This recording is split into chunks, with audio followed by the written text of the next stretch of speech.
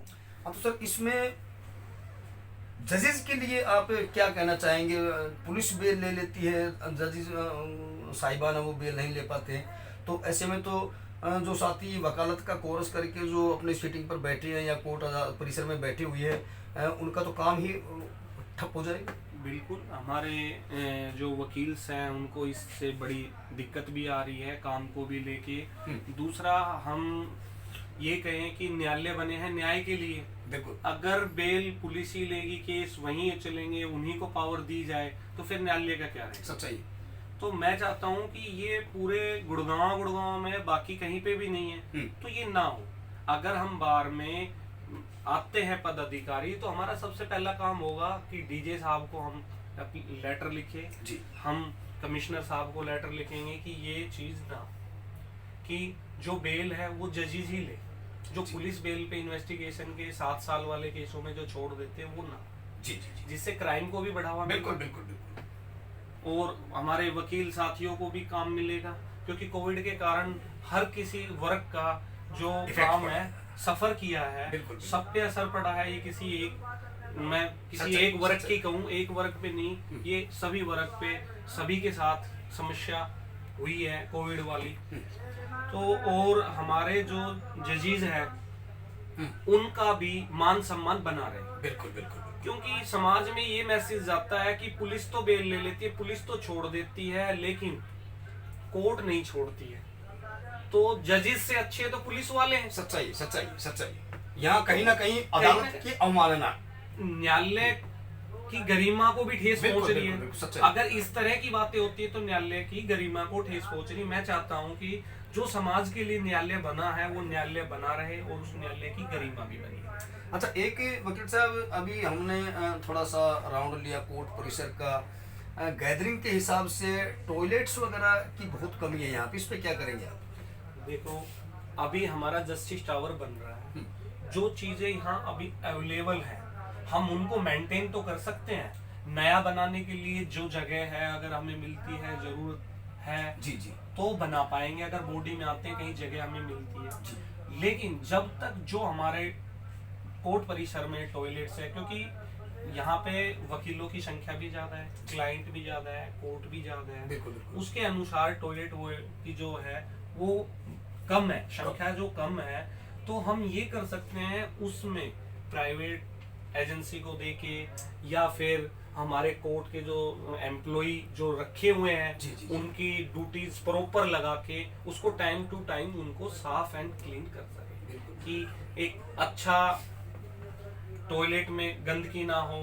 क्योंकि आपने देखा कि कोविड में वैसे ही गंदगी से बीमारी है कि वो उस तरह की बीमारी या कोई असुविधा ना फैले। तो उसके लिए हम स्टाफ को ही बढ़ाना चाहेंगे और टाइम टू टाइम उसका करना चाहिए। दूसरा, हमारा एरिया ये एमसीजी के अंडर आता है और कोर्ट परिसर की टॉयलेट के अलावा भी जो सफाई है वो time to time, weekly, monthly की ऑडिट हो, ऑडिट की तरह सर्वे करें। हम जैसे ऑडिट करते हैं ऐसे सर्वे करें और टाइम टू टाइम हम चैम्बरों के बाहर इधर उधर कहीं कूड़ा ना हो सफाई करें, जिसमें हम एमसीजी का भी साथ लें। अच्छा, एक एडवोकेट साहब, कल पटौदी से हमारे जो माननीय विधायक सत्यप्रकाश जरावता जी के साथ में कल बाबा साहेब अम्बेडकर का परिनिर्वाण दिवस था 65वां, और आप लोगों ने यहाँ श्रद्धा सुमन अर्पित किए कोर्ट परिसर में। सर, कैसा फील हुआ? बड़ा अच्छा लगा। हमारे यहाँ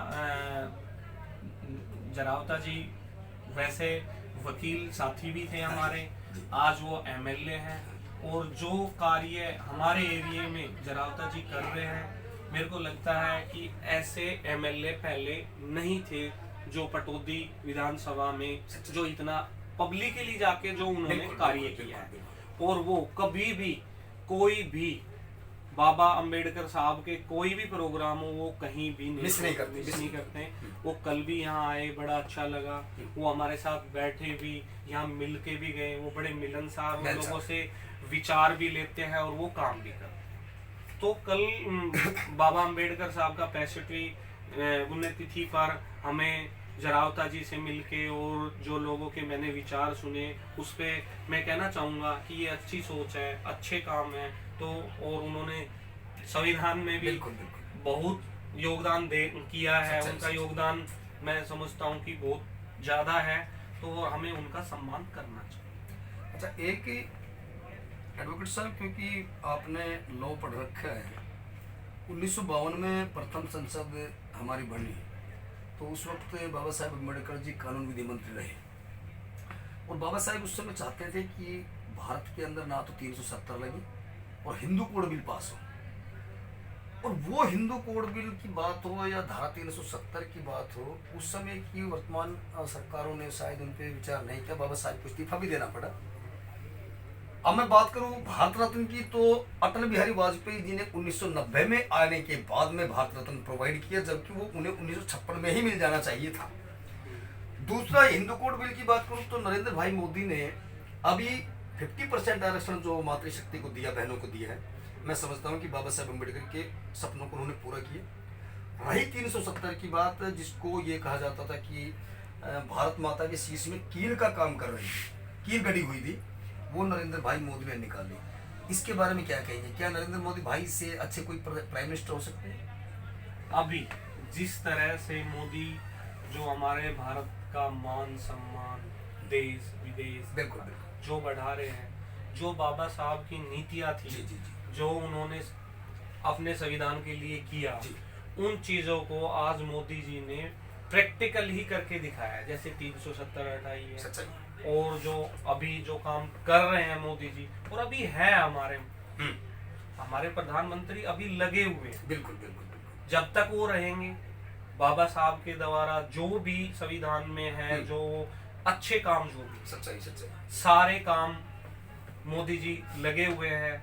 और एक ये न्यायालय के जरिया संविधान में एक प्रोसीजर होता है, बिल्कुल बिल्कुल एकदम से कोई भी काम सभी नहीं होते, प्रोसीजर के तहत सारे काम होते हैं। सच्चाई। तो मोदी जी कर रहे हैं, मोदी जी है तो संभव है, हो रहा है, और ये होता रहेगा। अच्छा, एक इसमें अभी एडवोकेट साहब, एक जो हमारा यूथ है वो बहुत जल्दी पैशन खो देता है आज के युग में। यदि बात करूं, कोई साथी डिग्री कर लेता है, पॉलिटेक्निक कर लेता है या ITI वगैरह कर लेता है, बहुत जल्दी उनको थोड़ा सा यदि रोजगार नहीं मिलता है, तो यूथ ना क्राइम की तरफ ज़्यादा अग्रसर हो जाता है, नशे की तरफ ज़्यादा अग्रसर हो जाता है। ऐसे यूथ को क्या मैसेज देना चाहेंगे सर? यूथ को मैसेज मैं ये देना चाहूँगा, यूथ तो यूथ है, उसमें जोश और जुनून पूरा होता है, बिल्कुल। और उनकी सोचने समझने की क्षमता कम होती जी है। जी जी जी। जो हमारे बड़े भाई हैं, जो हमारे माता पिता हैं, जिसको हम कहते हैं कि संस्कार देना, बिल्कुल बिल्कुल। कहीं ना कहीं हमें अपने यूथ पे, अपने भाइयों पे, उन पे कहीं ना कहीं नज़र भी रखनी पड़ेगी, उनका साथ देना पड़ेगा, उनकी समस्याओं में उनकी हेल्प भी करनी पड़ेगी। अगर आप यूथ को सिर्फ डिग्री करा के इस समाज में छोड़ दोगे, और उनको अगर जॉब नहीं मिलती है, उनको गलत काम, जो आप गलत काम कह रहे हो, यूथ को पता नहीं होता कि वो गलत है या सही, सच्चाई। वो उस काम में लिप्त हो जाता है। लिप्त होने के बाद उसको पता लगता है कि ये गलत है। Yes yes.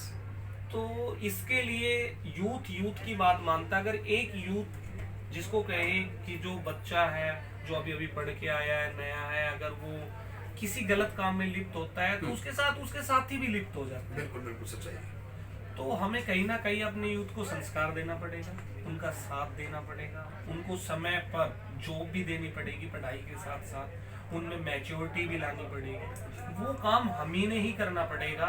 जो हमारे साथी लगा लो, हमारे दोस्त लगा लो, हमारे भाई बहन जो भी है, रिश्ते में किसी का कोई भी रिश्ता है, माँ बाप भाई बहन, सभी को मिलके जो यूथ है उसको संस्कार देने होंगे, उसके साथ बैठना होगा, उसकी समस्याएं सुननी पड़ेगी जी। तभी हम ये कर पाएंगे कि यूथ को हम एक अच्छी दिशा में लेंगे। अच्छा, एक मेरा अंतिम क्वेश्चन है अनिता जी, बीजेपी को या RSS को मुस्लिम विरोधी और दलित विरोधी बताते हैं। लास्ट ईयर बनारस के महाकुंभ में भारत के यशस्वी प्रधानमंत्री ने 21 सफाई कर्मचारियों के पैरों को धोया, पूरे विश्व ने देखा उस चीज को, और मोदी जी ने ये मैसेज दिया पूरे संसार को कि हम केवल भारतीय हैं और भारत हमारा देश है, हम सभी भाई हैं। इस पे सर क्या कहना चाहिए? मोदी जी निरंतर सफाई अभियान से जुड़े हैं और उन्होंने करके भी दिखाया है। सच्चाई।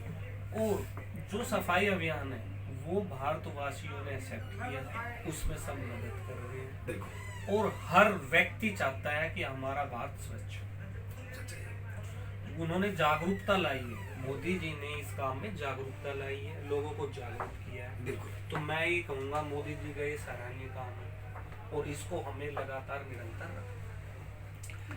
तो इसमें यादव जी, यदि ये कहा जाए कि श्री कृष्ण जी ने एक वक्तव्य कहा था अर्जुन के सामने गीता में, यदा यदा ही धर्मस्य ग्लानिर्भवति भारत,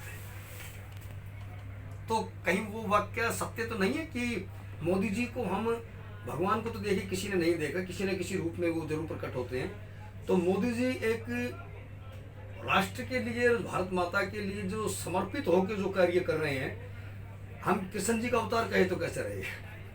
सर मैं उस चीज के लिए मैं यही कहना चाहूंगा, जो अच्छे काम करते हैं, जिनको ये बिल्कुल, लगता है कि हम सब भगवान के ही नुमाइंदे मानते हैं सच्चाई अपने सच्चाई आप को, सच्चाई। तो हम एक माध्यम है, हम भगवान नहीं हो बिल्कुल बिल्कुल हो सकते हैं। तो हम मोदी जी को भगवान कहें जी, या हम अच्छे काम कर रहे हैं तो हम अपने आप को भगवान बिल्कुल कहें। बिल्कुल। मैं इस पक्ष में नहीं रहूंगा। मैं ये कहूंगा जो अच्छे काम करते हैं, जो दिल से करते हैं, वो भगवान का ही संदेश है। बिल्कुल बिल्कुल। मोदी जी भगवान के माध्यम से हमें संदेश देने आए हैं सच्चाई है। और वो हमें संदेश दे रहे हैं। अच्छे काम के लिए जो संदेश दे हमें मानना चाहिए, चाहे वो हमारे माता पिता हो, बिल्कुल। चाहे वो मोदी हो, चाहे वो हमारा बड़ा भाई हो। बिल्कुल।